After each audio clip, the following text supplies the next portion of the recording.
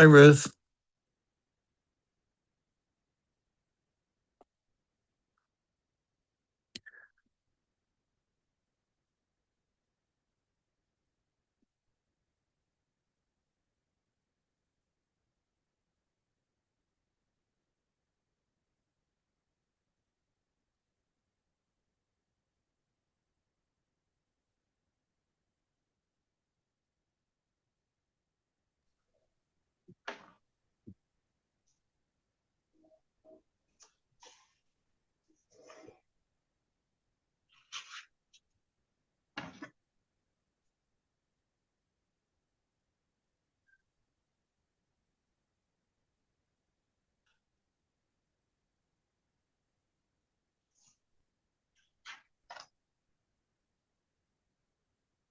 Hi, Ruth.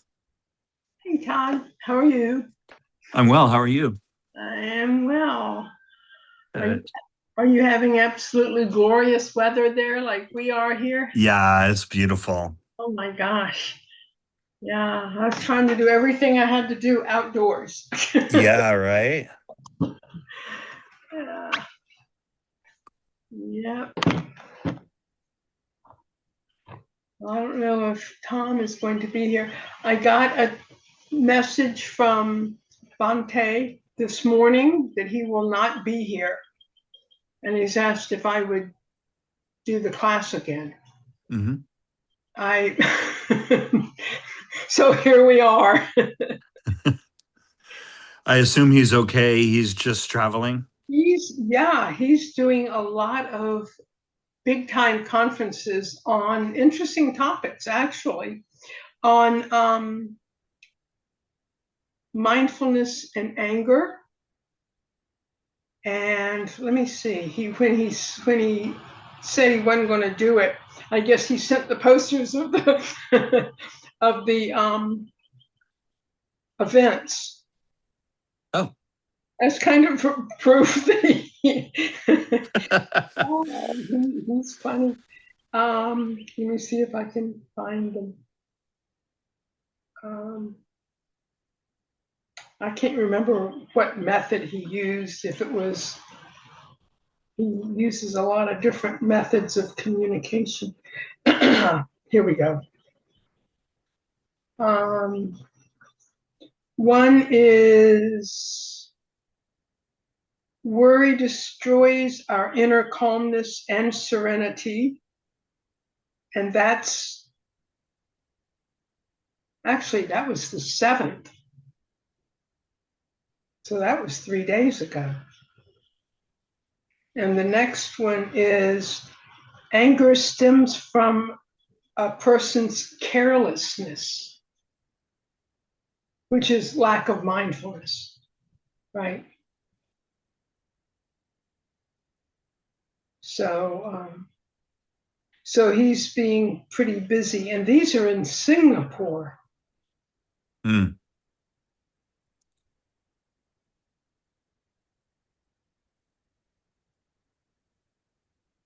So he said, "Can you take this class too?" So I answered him, "Yes, Svante, I will take this class too." Well, you don't want to say no to Bonte? No, no, no. I don't. I really, honestly, don't want him to get in the habit. I mean,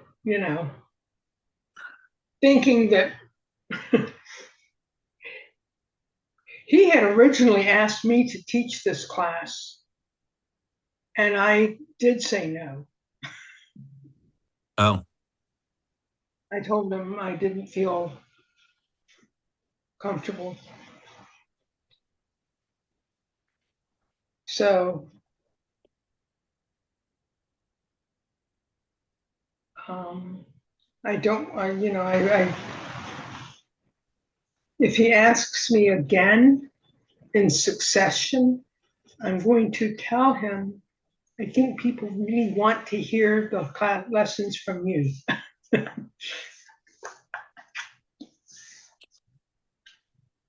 um, because that's what we signed up for. fair enough. Yeah, Although our numbers have really dwindled. right. We're down to two of us, three, well, counting myself, three of us. Yeah.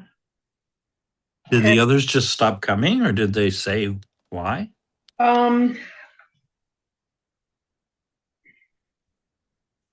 we'll talk about that when it's not on the recording. Oh, right. I forgot. As a matter of fact, I might ask Peter to edit this recording up to even this point because of, the talk we just had. Sorry. Yeah, no, I contributed, but I'll just ask Peter to listen to about the first, what, 5 minutes and wait till, I wonder if Tom is coming. I'm looking now to see if I've heard from Tom.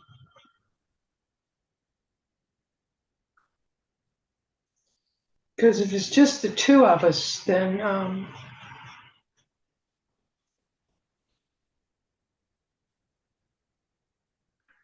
me see.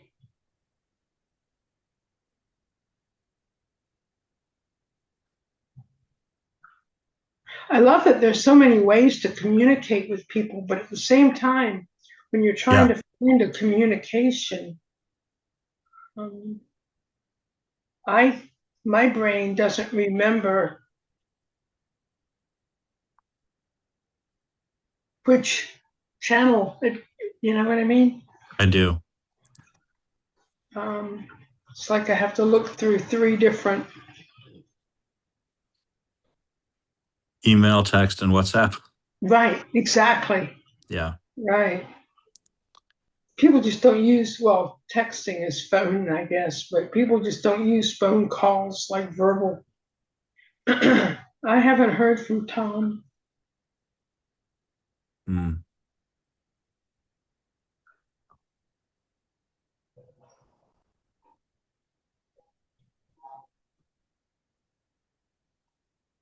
He was here, I mean, he was here, meaning in the US last week. I'm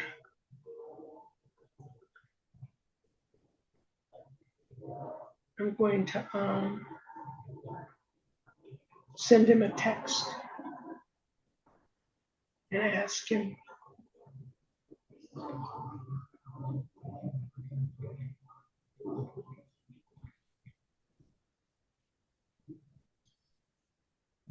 I will say that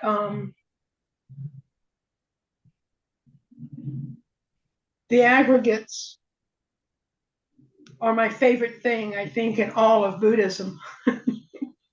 So when he asked if I would take the class and I looked and realized it was the aggregates, I thought, well, that's kind of cool. But okay, so I've just.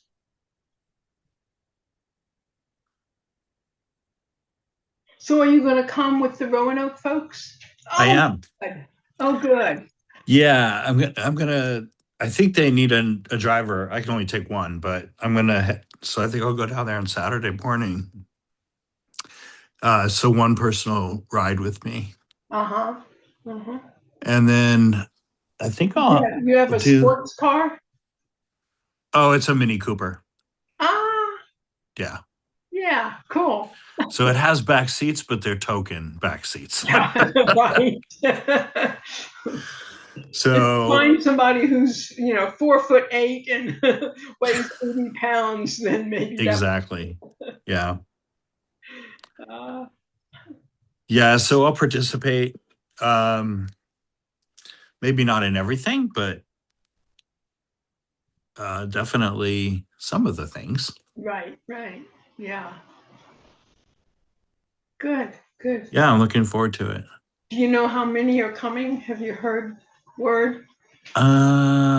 Not official Right. word. Okay, gotcha. He just sent us an email though, and it was to the whole group. So He has told looks us 4 or 5 is what he is.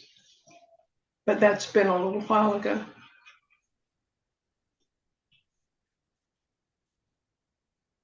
looks like it went to oh, One, two, three, four, five, six, seven, eight, nine, 10, 11. Oh, oh. Well, I will let our people know because I mean, not that it matters that much, but um, And it's funny, there's two Todd G's in our Sangha. oh wow. Yeah. Yeah, Todd Gearhart. Oh wow. Yeah, that is funny. It Because is Todd's like not a what name. are the odds? I know. And even just for another Todd, because Todd's not that common of a name. Yeah. It's not like it's Mark or Steve or John. Yeah, right. Yeah, so it's funny because they're getting us confused. Jerry and Tom are getting us confused. Oh, And it's funny because there's, between the two, there's two Tom W's also, because there's Tom Willard uh-huh. and the Tom who's joining us right now. Oh, there he is. Hi, Tom Yes. Wilbur. Right. Hi. At least he's not in Roanoke. Right. Well, that explains why when I was telling him about you coming to the area, I don't know if you remember that, but he got confused because he said, well, he's lived here a long time. And I said, no, he just moved there. Long Todd G. Yeah, it's wild. Hello, Tom. Hi, Ruth. How are you? Hi, Todd. How are you? I'm well. How I'm are sorry you? I'm running ragged here. I was totally forgot. I need to actually put this on my calendar as a recurring meeting. And I know I don't catch the email that comes in just before. And Oh, then I yeah, was caught Yeah. up in other I things. never got that email either. Another So I Zoom just put a call. calendar it invite. Yeah, comes that's in at 6:30. You still haven't gotten it? no, I did, but I mean I'm not Oh, on my email. I was on an hour and a half Zoom call earlier. oh, And then well, I left my computer and then I that's just got your text message. I'm glad I sent it out. Well, Yeah. Todd, you're not getting the email still?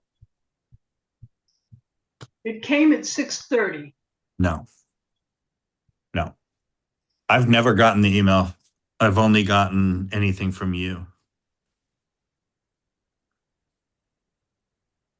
Well, that is very strange. So you just go back and use the ID and stuff for the and password to Yeah, get I just in? copied the link and put it in my Yeah. calendar invite. And so I just click that every week. Uh-huh. I wonder why you're not getting the oh well. I will say something to Peter again to make sure. Um, but you get if okay. I'm going to real quickly here before we get started. I'm teaching again tonight, Tom. Okay. So if you want to bail, either Oh one of no, you. no, no. I love your teachings. Um, I just trying to fix the camera here. I'm going to check. Uh, There. well, yeah, that email is pretty unique. Dharma now at iCloud, right? Yeah. I'll send it to Peter again, and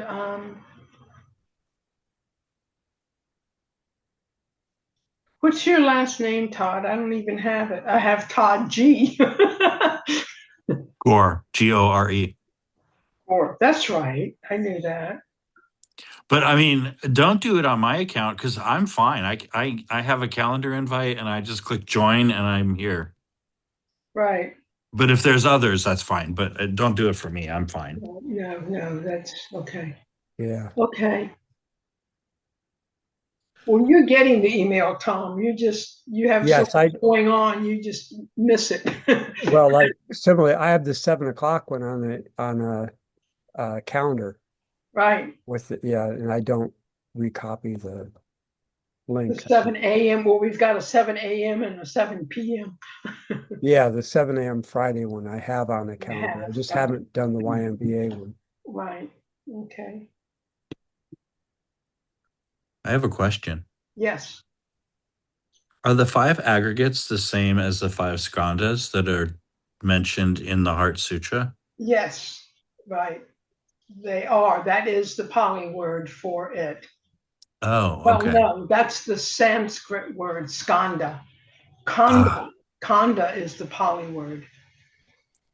And okay. So, do you have the sutta? Is it in the blue book? Well, Oh, there, I have the, yeah, I have an electronic version of it. Yeah. yeah. I mean, we have the sutra that he's actually teaching us from word by word, Yes, I and have that. then we also have the blue book that has just a summary of it in it. Right. But if you're going by the actual sutta itself, it's Roman numeral 4b as in AB.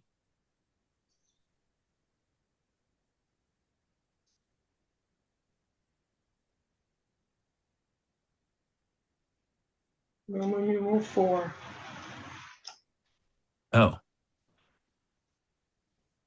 B. here we go. Got it. Kandalabha. Yeah, Yep, Kandalabha. 4B section on the condas. Right. And those are the aggregates. Right. Okay, thank you. Yeah. So, do you have your book with you this time, Tom? I'm going to grab it right now. Oh, and Todd. Okay. Because I'm using both. Since technically this class is from the book, so I'm making sure that okay. Page 15.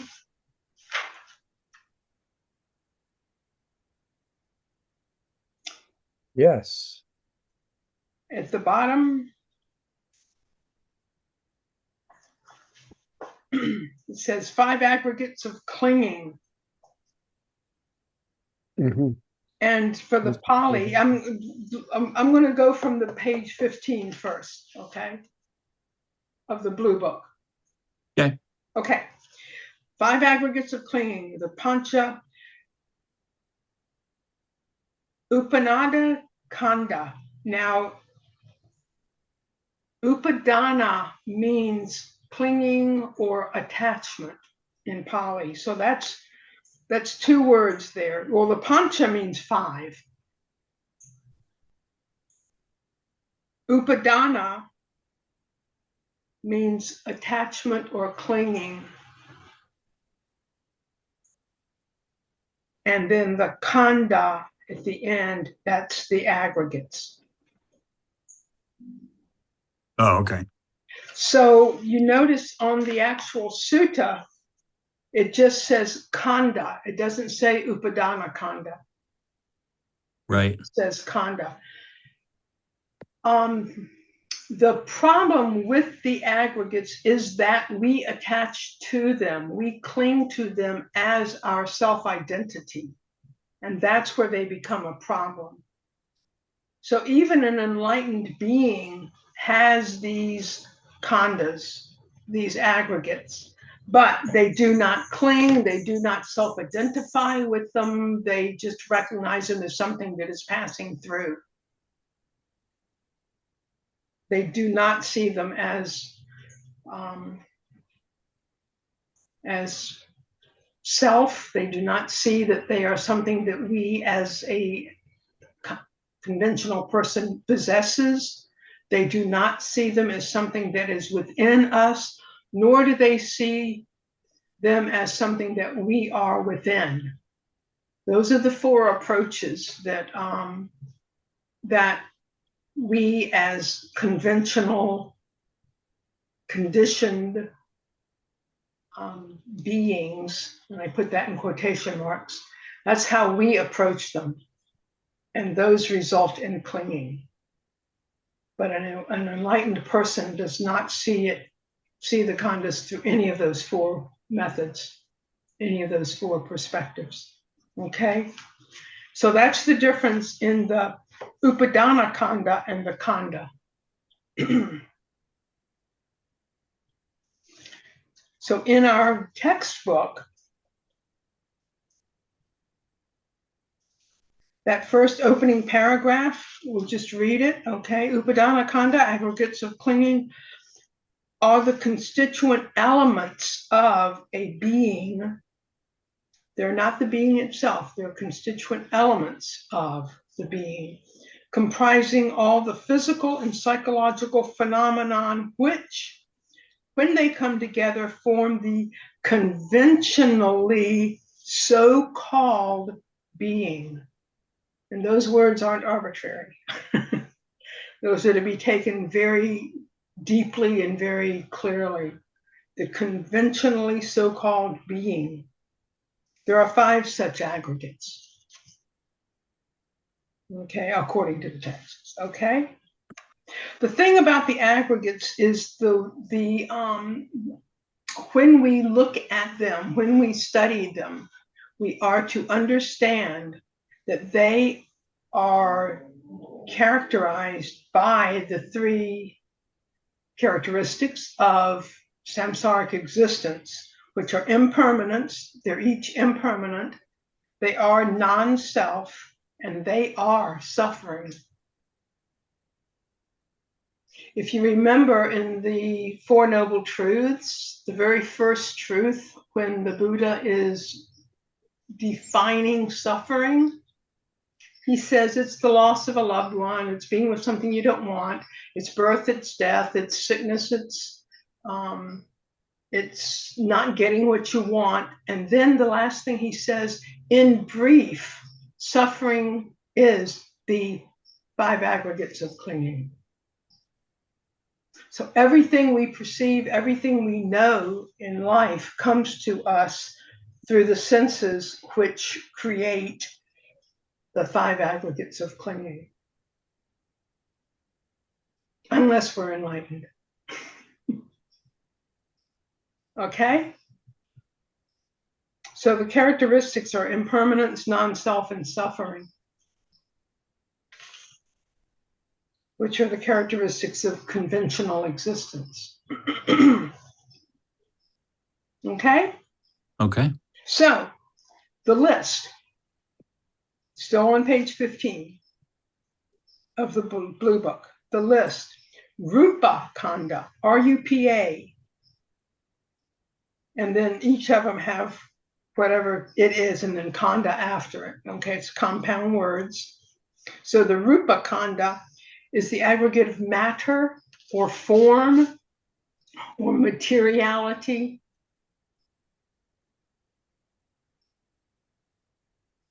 Okay.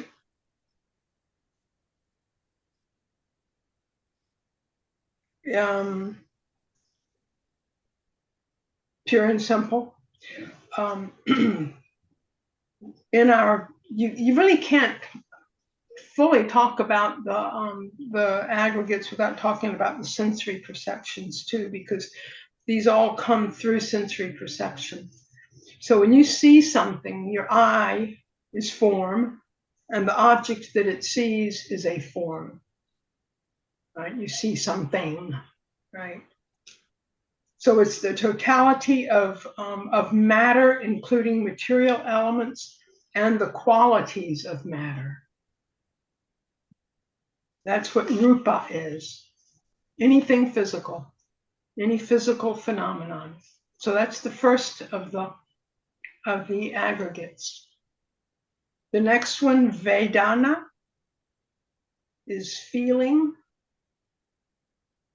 And there are 3 different kinds of feelings. They're the positive, the negative, and the neutral.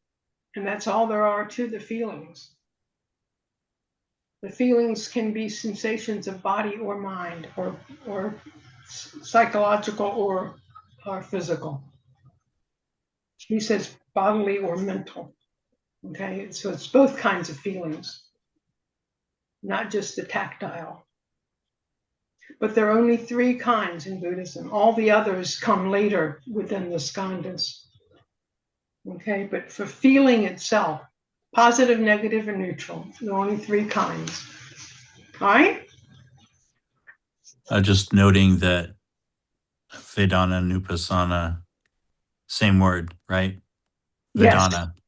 It's come right, up now twice because we want to be contemplating. There's a contemplation of feelings, and this is right, the exactly. clinging to feelings.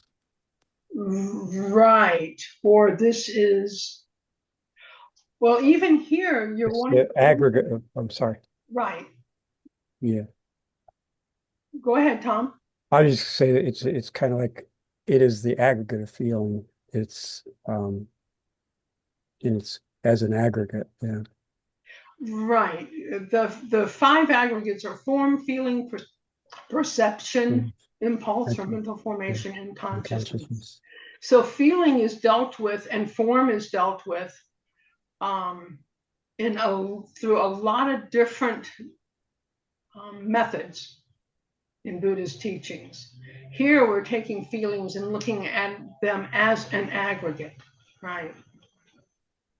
And as an aggregate, we are looking at them.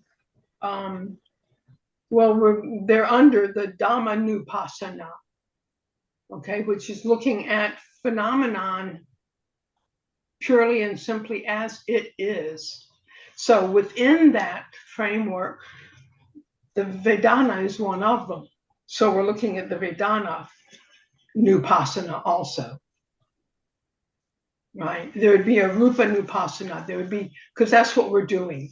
Nupassana means to simply see or simply observe without any of our prejudices, without any of our emotional overlays, without any of our opinions. That's what Nupassana means. So it's used a lot because that's what the Buddha is trying to get us to see everything Nupassana. Okay, Right. or Nupassani, depending on that's the actual noun. So the Nupassana comes in a lot. Because it's just simply seeing is what it literally means. Observing as a witness. So yeah, Vedana Nupassana is very much here we're just doing it as we could say Vedana Kanda Nupassana, but okay. Okay. Okay. All right. Page 16. We have Sanya, which means, and this one's an interesting one, Sanya Kanda. It's the aggregate of perception, comprehension through the sense organs. There again, everything of this coming through the senses, through the sense organs, including the mind. You know, in Buddhism, there's 6 senses, right? Eyes, ears, nose, tongue, body, mind, right? Perception, however, in Buddhist terms, strictly speaking, this word sanya in Pali means nothing but the perception of color and shape and having some level of understanding of what that object is. All right? Like here, okay? This is my mouse, all right? What perception would perceive is purple, black, oval, and mouse in the computer jargon. Okay, that's all perception would do. Purple, black, oval, sort of, kind of, and then what is it? It's a mouse, computer mouse. That's all perception would do. It would not get into, that's really a pretty color, that's comfortable on my hand, It wouldn't get into its functions. It wouldn't get into any of that stuff. It's identification. That is what Sanya is. And in the commentaries, you hear people, scholarly people who published will talk about perception, and they go right into the next one, which is Sankara. And that's a really fascinating one. But they kind of mix the two. And in Buddha's teachings, they're different. They are different. They're not, they don't mix. All right. Okay. So Sanya is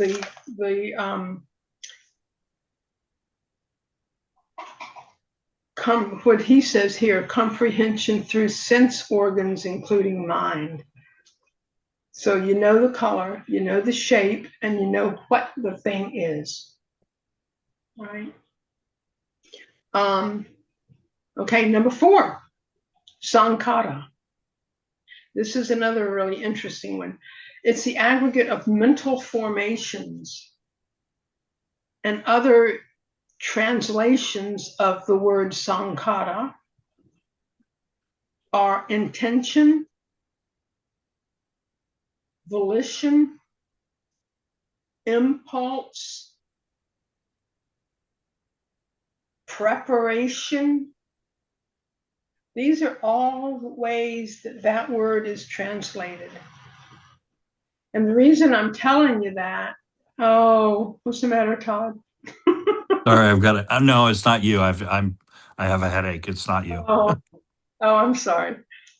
I'm sorry you have a headache. Thank you. Yeah. I'm glad it's not me, but I'm sorry you have a No, headache. not you at all. Okay, so Sankara. This is a fascinating one. This one is when you look at the aggregates, you go form, feeling, perception, impulse, or volition. And I believe Bhante Vivek uses impulse or volition. But intention is another translation of this. What it is, it's taking your perception and now you're telling stories about it. Now you're getting into what you feel about it, whether it's comfortable or not comfortable. You're bringing the feeling element into it. You're passing judgment on it. You're making it into a form that will create intentional actions. Because if you like something, you will react one way. If you don't, you'll have intentions of maybe doing harm. So it gets into intention because it's bringing in our subjectivity. Consequently, this one is the one that is the seed of karma, because it involves intention and volition and judgment. So it gets into the realm of karma. Mental formations, obviously, that's one of the translations. That's the one he uses. So that's what that one is. That's where all the subjectivity comes in, not in perception. Okay? They're feeding into each other, and each one relies on the other. I mean, they are not absolutely separate entities. They rely on each other. They feed each other, right? They're the nutriments for each other in Buddhist terms. Okay? And the last one is the Vinya, or Vijnana, in this case, Kanda, and that's consciousness. Another interesting, I love these. They're so rich. In Buddhism, every single sense organ has its own consciousness. There's eye consciousness, ear consciousness, nose consciousness, tongue consciousness, body consciousness, and mind consciousness. What happens here is consciousness in Buddhism is a sort of awareness, a sort of knowing. So when the eye sees a shape and a color, the eye itself doesn't register anything. It just registers color and shape. Eye consciousness is that thing that forms an awareness of the fact that those imprints have made an imprint on the eye, that those wavelengths have made an imprint on the eye, that those sounds have made a vibration in the ear, that those smells have reached receptors in the nose. Consciousness is what registers all that into our minds, into our understanding, into our awareness and knowing. So each one of the senses has a consciousness. Okay? The eye doesn't see without a brain, without consciousness. If you're unconscious and your eyes can be open and focused right on something, but if you're not conscious, you don't see it. You don't smell it, you don't taste it, you don't feel it, right? If you're not conscious. So in Buddhism, each sensory organ has its own consciousness. Now, mind consciousness is the one that brings it all together. Mind consciousness is the overall awareness, is the consciousness of what we hear, what we think, what we cognize, what we concepts, ideas, all those kinds of things are made aware, or the awareness happens within mind consciousness. All right? Because those are the objects of the mind. Concepts, thoughts, words, dialogues, teachings. These are all the objects of mind.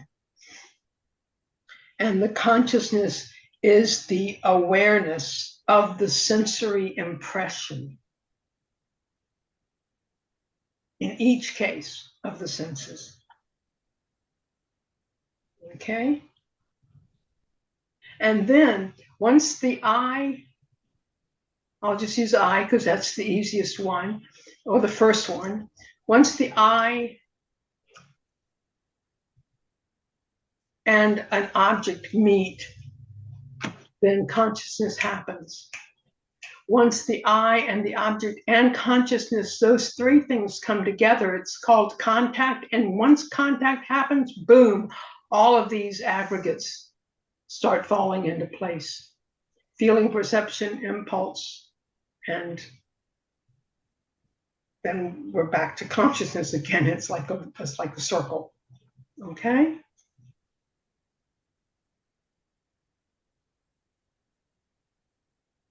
So without consciousness in Buddhism, without consciousness, there's no form, there's no feeling, there's no perception, there are no mental formations without consciousness. And likewise, without form, without materiality, there's no feeling, no perception, no mental formations, and no consciousness. Consciousness depends on the eye and the object that it's seeing. That's what creates consciousness. Without those two physicalities, there is no consciousness in Buddhism. So everything there, again, everything depends on everything else. Okay? Consciousness depends on eye and form. Eye and form depend on consciousness.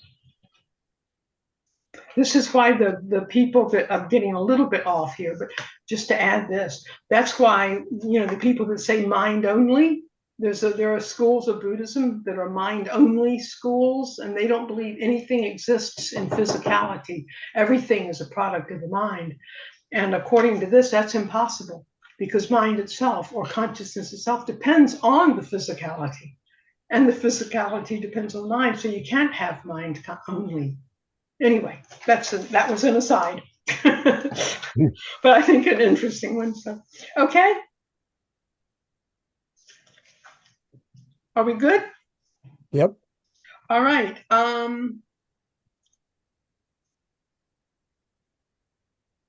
Let's see, the last little paragraph here on page 16 under the aggregates. The meditator, in response to each aggregate of clinging, becomes aware of its arising and its disappearance. In other words, its impermanence, and thus avoids the clinging.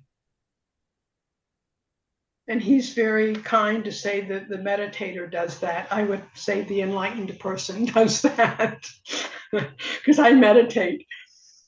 And even though I can, I cannot say that I avoid clinging to these things.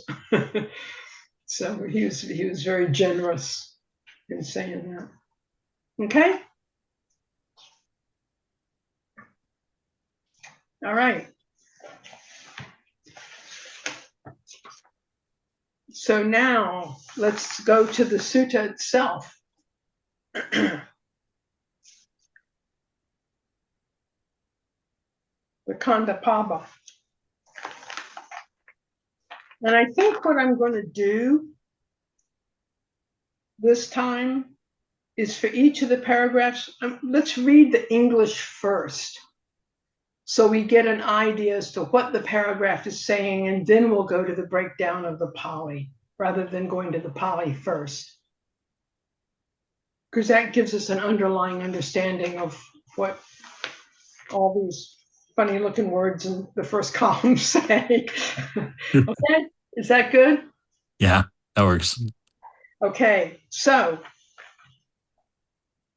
section B under 4, Roman numeral 4, and the English says, and furthermore, bhikkhus, a bhikkhu dwells observing phenomenon, I'll translate it, phenomenon in phenomenon, with reference to the 5 aggregates of clinging.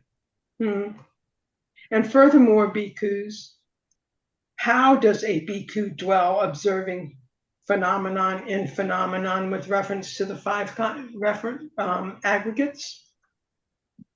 Okay. So that's pretty straightforward and simple. He does it, they do it, and how do they do it? Okay. They dwell observing phenomenon in phenomenon with reference to the khandhas in this case.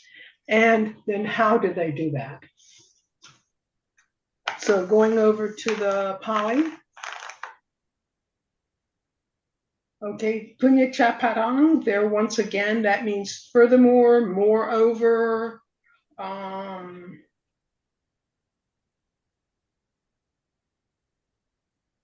bhikkhave, that's how you address monks. Furthermore, monks. And bhikkhu dhammanesu is in phenomenon. Dhammanupasi is seeing clearly or simply seeing phenomenon. Viharati is he lives, and panchasu is 5. Upadana kandesu is aggregates of clinging. To be literal, panjesu is in 5, and upadana kandesu, that esu means within, in. Okay, so he lives seeing Dhammanes. Okay, viharati is to live. In Pali, the verb is at the end of a phrase or a sentence. So you would say that the viharati is he lives. So he lives simply seeing Dhamma in Dhamma. So you actually go backwards here. to go from the English, from the Pali to the English. You start with Viharati, then go to Damanupasa, and then to Damesu, which makes translating interesting when you're trying to translate verbally. Okay, but anyway, that's how it is. All right, so then the Panchasu means in five, Upadana is clinging, and Kandesu is in aggregates. All right, so that's the first two lines. The next one, Kantam Chepana, means they have to translate it also as furthermore, the same thing they did for the Punacheparang, the first words of the paragraph. I like, personally, this Katan Chepana, if you really look at what it's saying, is through what way, through what means, through what method. Because katam, the kata, is always a question. Always. So through what way, or how, I guess, bhikkhus, there again, the verb is at the end. Katam chepana bhikkhave bhikkhu damanesu. Okay, do the monks see? Now here, they have Chitta Nupasi Viharati. So what this is saying in this paragraph is that the bhikkhus live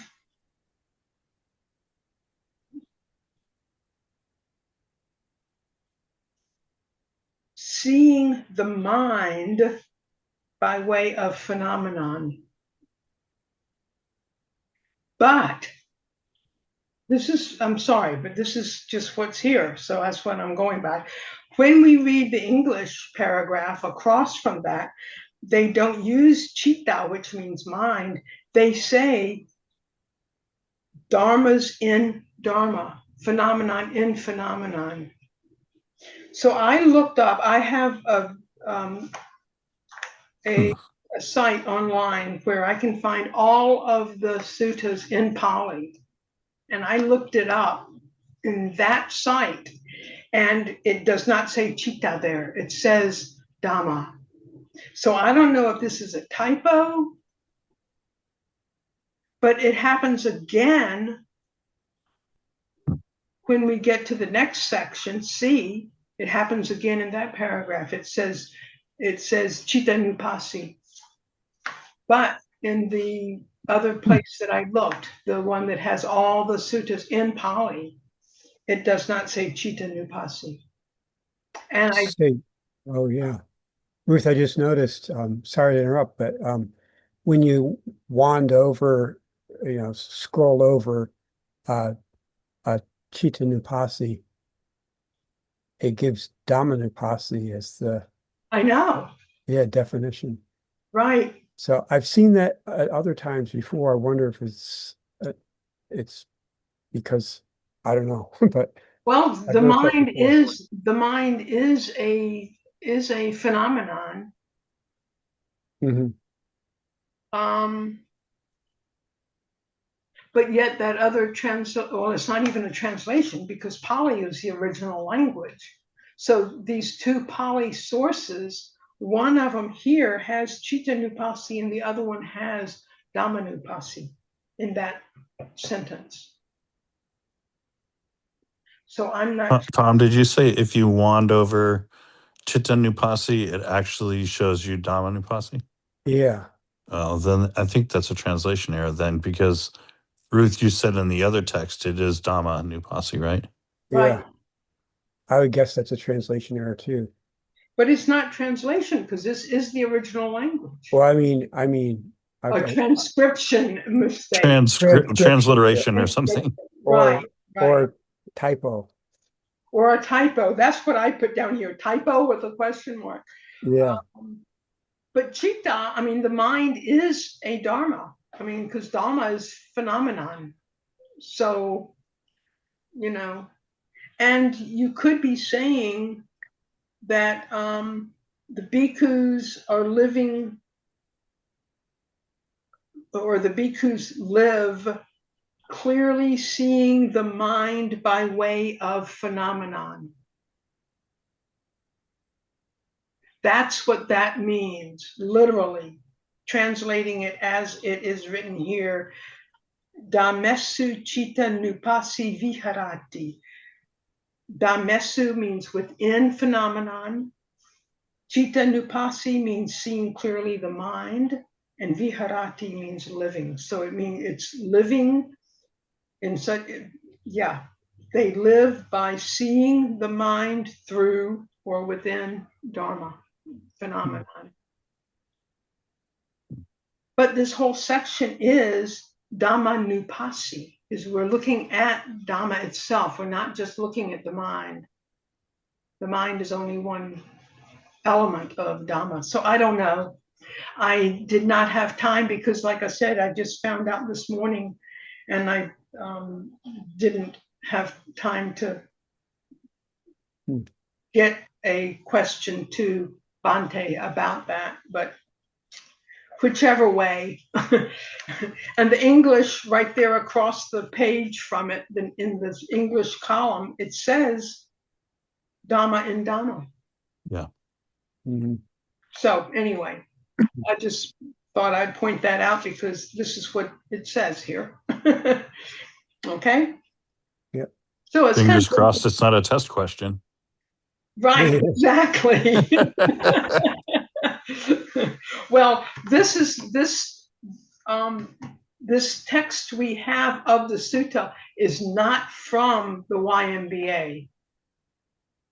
So they would not be using this same copy, same copy that we have. And the one, like I said, the resource I have that has all the suttas in Pali doesn't have chitta there. So it has Dhammanupasi. Okay, so we'll move on. It's almost with. All right, so the next paragraph. Good? Okay? Good. Mm-hmm. All right. Idha, in this way, in this case, is how I like to translate that. It means here and now. You can say here. Here means in this case in English too. Oh, English first. Okay. Here, bhikkhus, a bhikkhu discerns or knows or deeply understands. That verb can be translated in any of the other ways. Deeply understands this. Such is form or materiality. Such is the origin of materiality. They don't translate these words, and even in the English, they leave them in Pali. So I'm going to translate them as we go, okay? Such is the origin of materiality, matter, I'll say matter. Such is the passing away of matter. Such is feeling. Such is the origin of feeling. Such is the passing away of feeling. Such is perception. Such is the origin of perception. Such is the passing away of perception. Such is, pick a translation, mental formation. Such is the origin of mental formations. Such is the passing away of mental formations. Such is consciousness. Such is the origin of consciousness, and such is the passing away of consciousness. Showing the impermanence. And thus, by inference, showing that they are not self and that they are suffering. All right? The three characteristics again. All right? So for the Pali, idha, which, here, or in this case, bhikkhus, a bhikkhu knows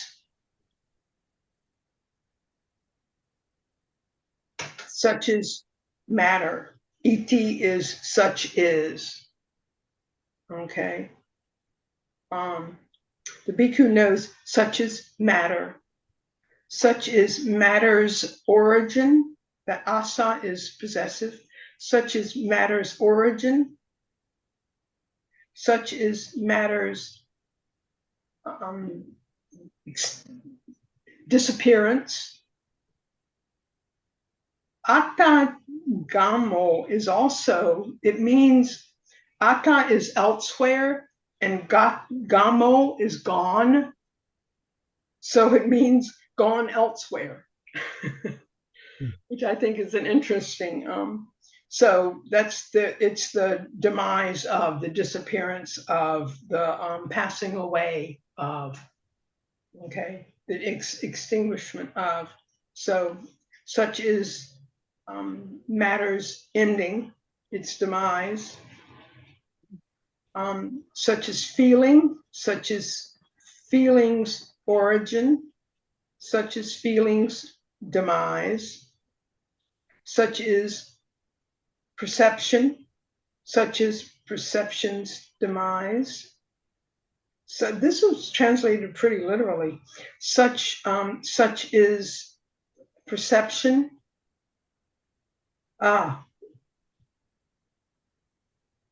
Such as perception's origin, such as perception's demise, such is mental formation, such as mental formation's origin, such as mental formation's demise.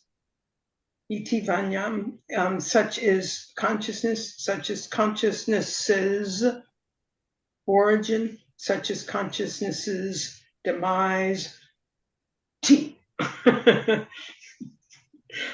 That was a quote. All right. So the iti rupan, iti rupasa, back to the beginning. Iti rupasa, samudayo is origin. So that asa is a possessive. So it's the matter's origin, and then the matter's ending. Vedana is feeling, such as Vedanaya, that's the possessive of Vedana. Origin, such as Vedanaya, the possessive of feeling of Vedana. Demise, disappearance. All right, and then you keep going down. So this one was pretty literally, word for word translated. But for the Pali, these endings on the words are the possessive of each of them. So for Rupa, it's Asa. For Vedana, it's Aya. For Sanya, it's Aya. For Sankara, that's a plural, so it's Anam. Anyway, you don't need to know all that, but this is supposed to be a Pali class too. Sankara Nam. And then for Vijnana, it's the Am, and then it's the Asa again, same as it was for Rupa. And Vijnana Asa, okay, again, is the possessive, just as the same as it was for Rupa. Okay? Mm-hmm. All right. So we're understanding the arising, we're understanding the demise, we're understanding it itself, we're understanding its arising, and we're understanding its passing away. Okay, that's what this is, of each of the 5 aggregates. We're understanding their impermanence. Okay, and the next one. Okay, the English first, right. Thus he dwells observing dhammas internally, or he dwells observing dhammas externally, or he dwells observing dhammas internally and externally. No duality here. He dwells observing the origin of the phenomena. Well, what about that? He translated Dhamma that time in phenomena. Or he dwells observing the passing away of phenomena in Dharma. Well, that's interesting. The phenomenon in phenomena, or he dwells observing the origin and the passing away of phenomena in phenomena. Let's stop there, because especially for the Pali part. After that, it gets even in the English, it gets. So we'll stop there and go to the Pali, and then we'll do that last part separately. It's 8 o'clock. Do you want to continue with this last paragraph? How's your time? We almost finished, right? Right. Yeah. We're on the last paragraph. You're okay to continue? Yeah. Okay. Yeah. All right. So we've done half of the paragraph in English. So that part of it, ajihatam means inner, within. Okay. Internally. So thus internally he dwells. Okay, I'll go with the Pali here. Thus internally, or within Dharma, he sees Dharma and he lives that way. Viharati.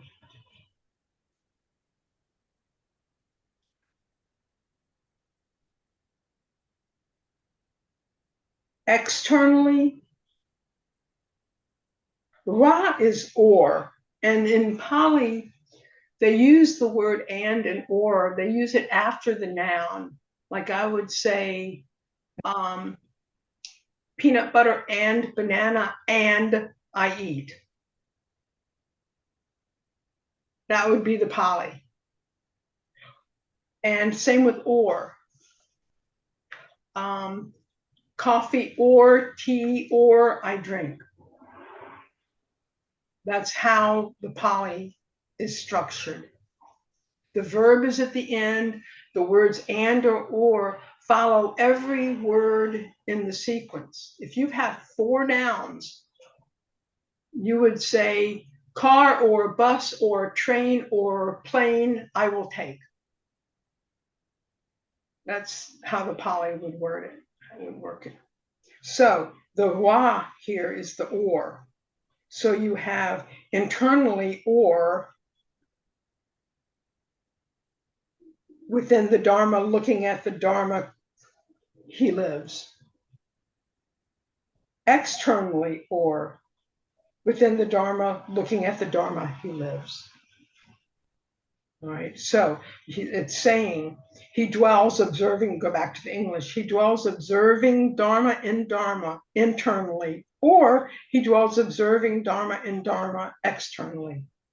So the sentences are really in reverse order in Pali, which is kind of an interesting way of thinking. Okay, the next one, ajati bahida, means internally, externally, combined. Okay. Bhajata bahita wa, or within phenomenon, seeing phenomenon, he lives. All right. I'm just going with the Pali here and translating it. All right. So you get a feel for what's happening. Origin, seeing the phenomenon, or in the phenomenon, he lives. Okay. What that's saying is that looking at the phenomenon, within the phenomenon, he's seeing the origin, and then the next section here, that raya is another way of saying the ending of. So seeing the ending of phenomenon, within phenomenon, he lives. And now we have the origin and the ending, samudaya raya damanupasi, seeing within wa damanesu, within the, okay, wait a minute, in the order of the Pali, origin and ending, seeing clearly the Dharma, within the Dharma he lives. Okay.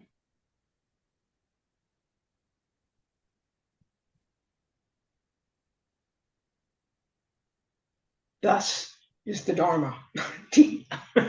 Okay, that's the end of that thought. Now, the next, and that's what we have just read up here. But he's seeing the passing away of phenomenon in phenomenon, or he dwells observing the origin and the passing away of phenomenon in phenomenon.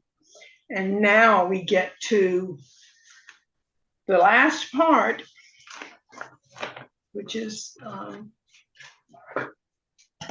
in English first,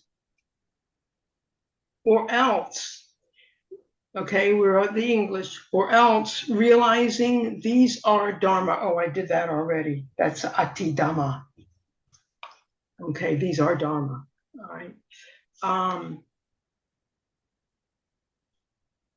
So realizing that these are Dharma, mindfulness, sati, I don't know why he didn't put mindfulness. Mindfulness is present in him just to the extent of mere knowing. That jnana is a very deep knowing, a very deep comprehension. Mere knowing and with a sense of establishment, where your knowing is established. It's not shaky. It's founded. It's well rooted. He dwells detached and does not cling to anything in the world.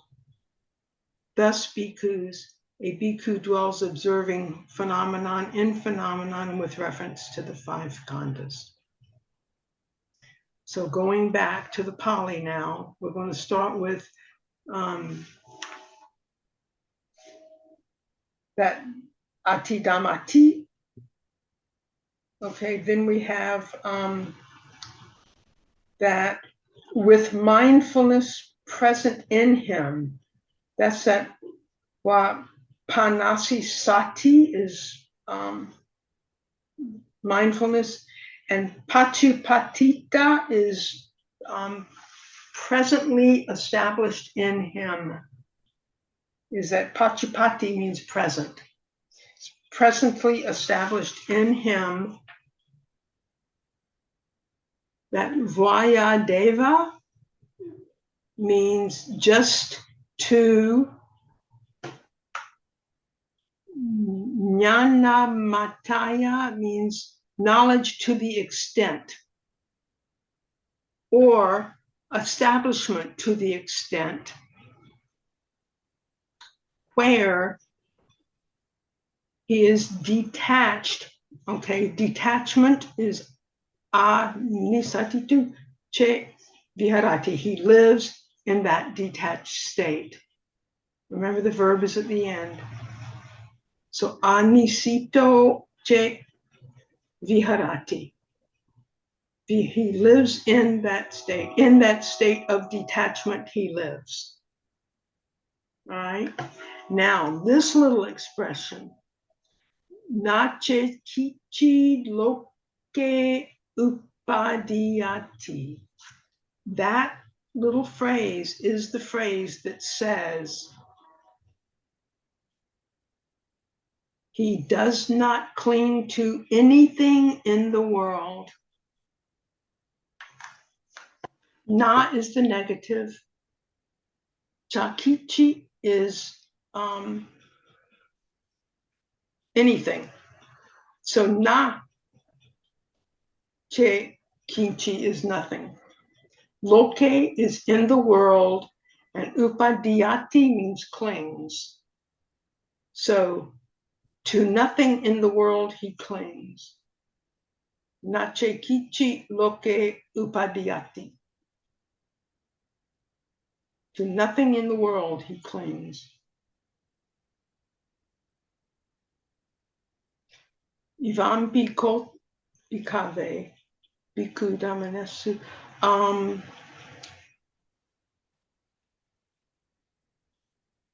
Such is how, and they translated it as thus. But anyway, that a bhikkhu lives, I'll just, okay, that a bhikkhu lives, clearly seeing phenomenon in phenomenon by way of this esu, and su is by way of, that's the grammatical ending, by way of the 5 clinging skandhas. Okay? It really is a mind twister when you're reading Pali, because their sentence structure is really backwards from ours. So you have to keep going back to the end and go forward and back and forth. Okay. Yeah. I'm not an expert on the grammar, but it reminds, and I'm not an expert on Star Wars, but it reminds me of Yoda. Oh, yeah? How so? Who speaks in a word order that often like has the verb at the end. Oh, really? Yeah, if you watch the Yeah. Star Wars movies with Yoda. I'm Oh, not, wow. my grandkids and my son, kids are. Uh-huh. Yeah. So he speaks kind of like how the people of Magadahi, Buddha's land, speak. So, Yeah. oh, that's cool. Huh. That's not So, not the insight from tonight's yeah. study though. That was your insight. No, no, no, no. Well, I learned it as Yeah, even for me. but So anyway, that's that. So the upshot of all that is these are the 5 skandhas: form, feeling, perception, impulse, and consciousness. The idea is to see reality, to see the laws of nature, to see phenomenon through those, understanding their origins, their passing away, understand how they pass away, understand that they pass away, that they are impermanent, and at least be able to understand them to the extent where you can detach yourself from them so as not to cling. Nachakinchi loke upadati, upadiyati in this case. So you do not cling to anything in the world. So that's our mission, right? Okay. Well, that's the end of that section. Thank you. So, thank you, Ruth. yeah, you're welcome. And the next one will be on the senses. That ayatana are the sense spheres. So that'll be, and as I said earlier, the senses are what start the cascade of the aggregates. Because the aggregates are formulated through the sense impressions.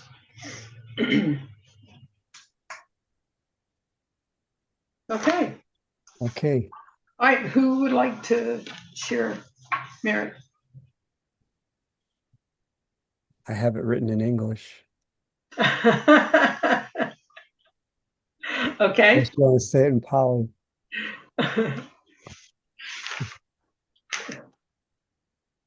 May all living beings who are suffering find relief from their pain. May all those who feel fear be free from it. May all who experience sorrow find joy. May all living beings be well and happy. Sadhu, sadhu, Sadhu, sadhu. sadhu. Okay. Thank you Thank you. all. Yeah. Bye, Todd. Thank you Bye, very Ruth. much. Bye, Tom. See you this weekend, Ruth. Yeah. Yeah. Cool. Cool. Okay. Bye-bye. Bye.